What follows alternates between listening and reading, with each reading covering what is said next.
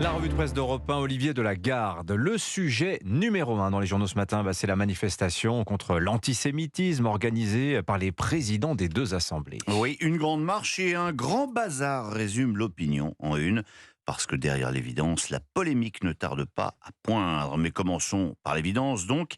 Elle est rappelée par Isabelle de Golemin à la une de La Croix. Dans le climat délétère qui a vu monter en France les agressions contre la communauté juive, cette manifestation est nécessaire, écrit-elle. On ne peut donc que se réjouir de cette initiative, poursuit l'éditorialiste, tout en étant conscient que le Rassemblement national, qui n'a jamais accepté de revenir sur son passé antisémite, va l'utiliser pour se refaire une virginité. Oui, c'est l'impensable présence du RN à la marche du 12, s'indigne aussi l'humanité. Et alors là, donc, on y est dans cette polémique. Parce que non, semble leur répondre Yves Tréhard à la une du Figaro. Certes, Marine Le Pen est la fille de son père, mais elle n'a jamais revendiqué, tant s'en faut, son héritage antisémite. On peut l'attaquer sur beaucoup de fronts, mais pas sur celui-là, où elle a toujours cherché à couper le cordon ombilical, et ce en dépit des récentes et réelles maladresses de son jeune lieutenant Bardella, ajoute-t-il avant de conclure qu'au lieu d'inventer des relents de peste brune, les indignés seraient mieux inspirés de dénoncer les scandaleuses déclarations de Jean-Luc Mélenchon. Eh bien, c'est justement ce que fait Libération aujourd'hui, parce que ce matin, lorsqu'il s'agit de dénoncer l'attitude des insoumis, la main du quotidien de gauche ne tremble pas. Antisémitisme, faire barrage, proclame d'abord le journal, en gros titre. Et dans son éditorial, en page 2, Dov Alphon dénonce sans barguigner l'attitude du leader de LFI, qui prend pour prétexte la présence du RN pour ne pas manifester.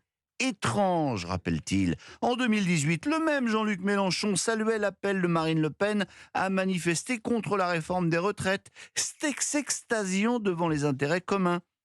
Une possible participation du RN à la marche civique serait gênante, écrit encore le patron de Libé, mais moins que la désertion d'un parti de gauche dans ce combat.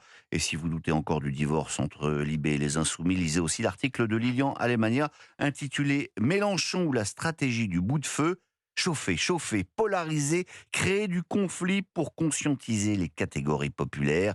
Sa stratégie n'a pas changé, observe un député qui le connaît très bien. Sa stratégie, écrit-il, c'est conforter son socle au premier tour, profiter d'un vote utile à gauche, puis finir au second contre Marine Le Pen avec de moins en moins de garanties que dans un tel scénario, il en sortirait vainqueur. Vous lirez tout ça dans Libération. L'autre grand sujet ce matin, Olivier Delagarde, c'est la loi immigration, toujours en débat au Sénat. Oui, et la droite est en train d'emporter le morceau. C'est comme cela en tout cas que la presse décrypte l'accord conclu entre le ministre de l'Intérieur, les LR et les centristes. Signe qui ne trompe pas, la fureur de l'humanité qui dénonce ce matin en une les victimes de Darmanin et en page intérieure la droite inhumaine. Autre signe, la colère de Sacha Houlié dans le Figaro. Le député tenant de l'aile gauche de la Macronie assure que l'Assemblée rétablira le texte originel. Et la victoire de la droite sénatoriale est tellement franche qu'elle embarrasse même l'état-major des Républicains, signale aussi l'opinion. Les patrons des LR n'entendent faire aucun cadeau à la Macronie, sauf que leurs députés vont avoir beaucoup de mal à justifier désormais une opposition au texte. Alors ça, c'est ce que nous lirons dans les journaux ce matin. Un mot maintenant de ce que nous ne lirons pas. Vous me demandez finalement une revue de presse en creux ? Eh bien, vous avez raison, parce que c'est quand même très intéressant de constater que la presse ne consacre pas une ligne à la conférence humanitaire sur Gaza qui se tient aujourd'hui à Paris, à l'initiative de notre président. En revanche, vous lirez dans Le Monde un papier sur la colère du corps diplomatique français à l'encontre d'Emmanuel Macron. Ce que l'on appelle la rue arabe au Quai d'Orsay, à savoir la direction de l'Afrique du Nord et du Moyen-Orient, le juge beaucoup trop pro-israélien.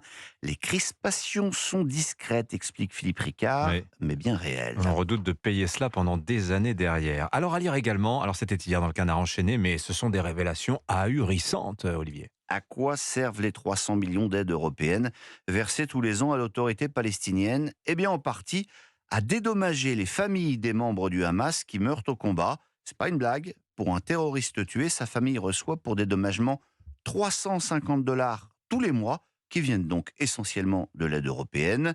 Pourquoi les pays européens ne sont pas plus regardants sur l'utilisation de ces fonds, se demande Hervé Martin, avant d'expliquer que là, la rue arabe du Quai d'Orsay n'a pas jugé utile de répondre aux volatiles. Enfin, un mot pour vous signaler le numéro tout à fait exceptionnel du Point. Cette semaine, l'hebdomadaire a décidé, pour l'histoire, de revenir en détail et vous raconter in extenso ces attaques du Hamas du 7 octobre 2023.